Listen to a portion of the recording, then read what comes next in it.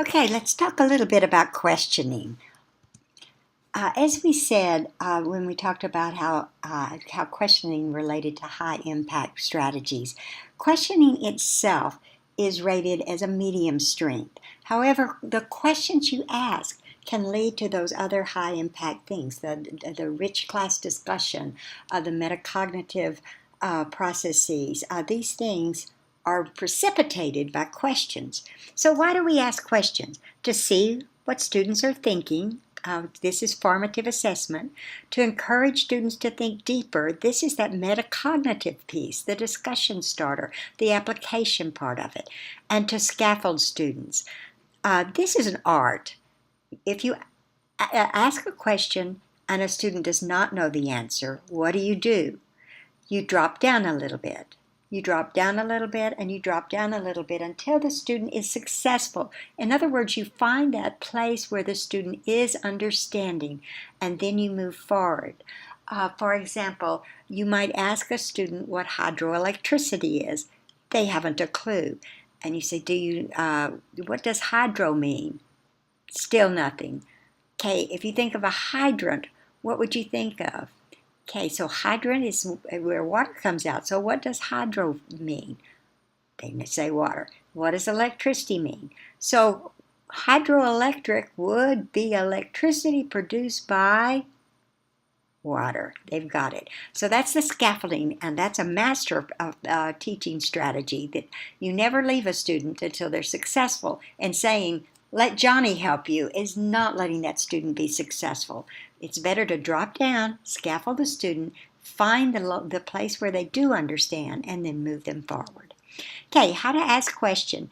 Prepare questions in advance based on your objectives. Now, not all your questions are going to be prepared in advance, but when you're writing a lesson, it's helpful to jot down the key questions that you're going to ask, because if you're going to use questions to get students towards objectives, then you need to make sure that your questions relate to your objectives. Now, when it says ask different kinds of questions and ask different levels of questions, for example, when you look at your objectives, look at the level of understanding that objective describes, that standard describes. For example, if it says students will be able to evaluate democracy, then you can't have them define democracy. You have to ask a question that requires them to evaluate. You have to go back to that Bloom's level and ask that, assess at the level that the standard requires. Okay, these are a few helpful hints. Okay, prepare key questions, just as I said. Use wait time. When we talked about the brain, those of you who were in the STEM and literacy stream, we talked a lot about the brain. We talked about how it's important for the brain to process information before it's solidified in your memory. Then also, that sometimes it's hard to retrieve information. You can almost see the little computer wheel spinning when you ask a question and the student doesn't know it. You really should wait 5 to 7 seconds before you assume a student knows the answer. Now, try that. 5 to 7 seconds is a long time. It's really hard to use wait time, but research has shown that using wait time will encourage more students to contribute, at a deeper level. Ask fewer and better questions. If you prepare key questions in advance, you will automatically ask fewer and better questions. Ask challenging questions. Now, ask challenging questions of all your students. We tend to focus on the students that we know will have the answers. Teachers can use different strategies to make sure they address all students. For example, you can have a magic box where you draw out student names, or sticks in a can where you draw in students' names. You need to make sure that you turn and face different directions in your classroom so that you will see students in different places. You need to call on volunteers and non-volunteers. So, and the students who struggle still can answer some challenging questions sometimes, particularly if you use that drop down and scaffold technique that we talked about in the previous slide. Make use of incorrect responses. When students give an answer and it's not the answer you anticipated and it's not the answer you wanted, use something in that. There's something in there that's correct. For example, if you ask them about democracy and they say, well, it's what we have in the U.S. That's not what you expected, but you could say, we do have it in the U.S. What makes the U.S. special? For example, what do we do in this country that they don't do in, say, a country that is ruled by a king that doesn't have a parliament? Use something good in their response to move forward. Encourage students to ask their questions.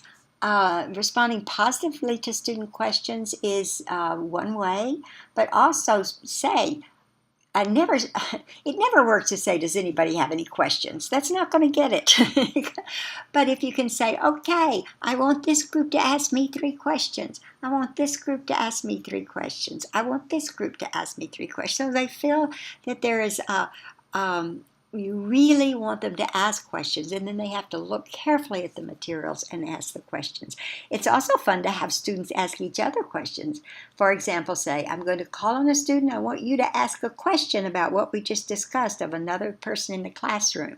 And then that student, using the popcorn approach, where they ask questions over the material you just covered. Okay, to see what students are thinking. What is happening in this picture? To encourage students to think different or to think deeper. What would happen if? I personally think the question, what would happen if, is one of the most powerful questions you can have. What that makes students do is to apply the concept in different situations so you deepen their understanding and you put it into memory in a more retrievable form. It moves from episodic memory to semantic memory because you have to manipulate the information. And manipulating the information makes for very powerful learning. For example, what would happen if the rabbit didn't go into the farmyard? What would happen if we move this piece right here out of that structure? What would happen if the climate changed? It makes students really think deeply about the concept. So if you're not asking what would happen if questions, try to ask at least 2 or 3 every single lesson. To scaffold students, what happened just before that? Or as I said, go back and ask an easier question that will get them slowly to the answer. Okay, this one says 3 to 5 seconds. I said 5 to 7 seconds, but wait time, I'm going to show you what 5 seconds is. If I ask a question now and waited, this would be the wait time.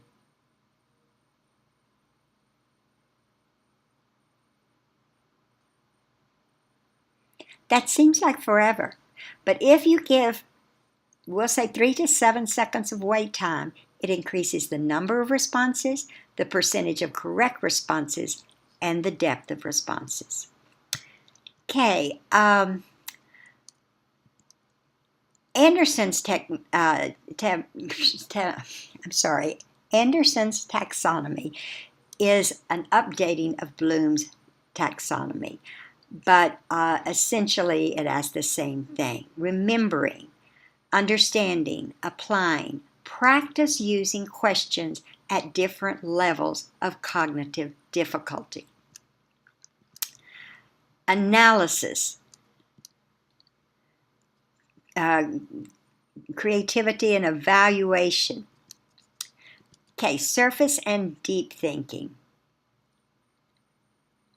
Remember to ask questions that test students' surface thinking, lower order thinking skills, remembering, defining, matching, as well as deep thinking, asking them to apply, analyze, evaluate, create, compare, contrast. Not only do we need to balance the types of questions we ask and to scaffold students into deeper thinking, but we need to think about what kinds of information needs to be learned at the surface level, at the foundational level, at knowledge, remembering, and understanding type level, and what kinds of information needs to be learned and remembered at the deeper level, analysis, application, evaluate, compare and contrast, create. So think about the kinds of information you're wanting students to learn, and then ask questions at the same levels. You can have students do this. For example, give students a chart and say, read the story and make a question at each of these levels to help students understand that there are different ways to process information. Okay, these last two slides are very important, and actually these two slides will show up in your assignment. But why is questioning important? The questioning process is the cornerstone of inquiry. It helps to extend thinking skills, clarify understandings, gain feedback on teaching, learning, provide revision strategies, creates links between ideas, which is key to storing and retrieving information, enhances curiosity, and provides challenge. Now, in your assignment, I'm going to ask you to generate the questions you would ask for a lesson, and then tell what you think that question is accomplishing. So look at these things that questioning does accomplish, and you may be able to use them in completing your assignment. This slide also says it encourages students to form inferences, apply concepts to new situations. That's that old what would happen if question. To form mental models. What would this look like? What would represent this? What's an analogy you can think of that's like this concept? It helps them test conclusions or hypotheses. It helps them assess their own understanding, and if you did the lesson on student self-evaluation, you will understand how important that is. If you didn't, you might think about doing that one. Remember that students assessing their own understanding is at the very top of Hattie's list of effective practices. So if you help students assess where they really do understand and what they don't understand, it has tremendous impact value in the classroom. Of course, it helps to clarify concepts. You can spot misconceptions and misunderstandings and address them at that time. And the last, it's simply an opportunity for students to show how much they know, and to show how much they've learned, and to show how deep their thinking is. And I always love a chance to praise a student, don't you? Thank you.